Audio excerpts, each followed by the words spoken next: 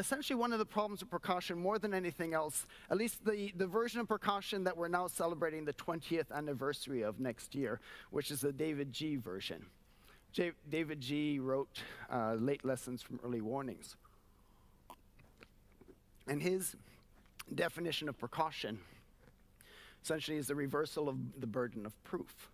Until you can prove that this technology is safe, once again, certainty, safety, good luck, you cannot have it approved. Once again, the citizens panels have no problem removing this. So science is guilty until proven innocent with a new technology. What does this mean? Well, after 20 years of applying this mentality, we're beginning to see that your world, the discoveries you may have, the developments and solutions you may provide for society, they're not welcome. In fact, if you look at precaution today, the idea of precaution is we have to stop doing things that we have been doing. The people on the streets for the Extinction Rebellion are not saying, help us science, we need science to solve the problems.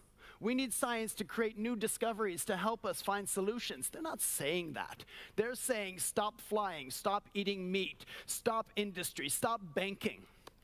Okay, their view is take a precautionary approach. In our own field, if we talk about weed resistance to herbicides, the solution is stop using herbicides. You're using too many herbicides, that's why we have to stop. Probably the biggest crisis we have today facing humanity is antimicrobial resistance. So the solution, not develop new discoveries, find new solutions, help save humanity because we're facing a crisis of a new superbug that's going to wipe us out. No, the solution after 20 years of precaution is quite simple.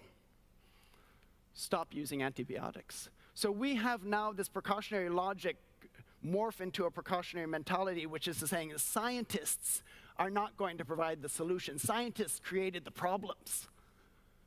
Okay. Somewhere in this room, I'm sure there's another Fraser Stoddard. There's another potential Nobel laureate. You've got the greatest minds in this room who would be able to solve something like antimicrobial resistance, be able to create that new herbicide that's going to be able to allow farmers to continue.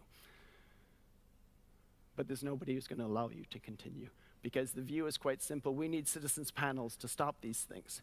We need governments now to solve these problems. Little Greta is sitting outside of the Swedish parliament because she wants the government to solve the problems. She doesn't want industry to find a new technology.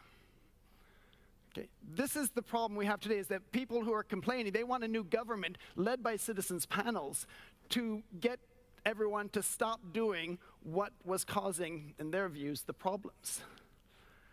It's not really the solutions I think you were trained for. And I'm pretty sure the solutions that are in this room should be allowed to go forward. And that's a real problem.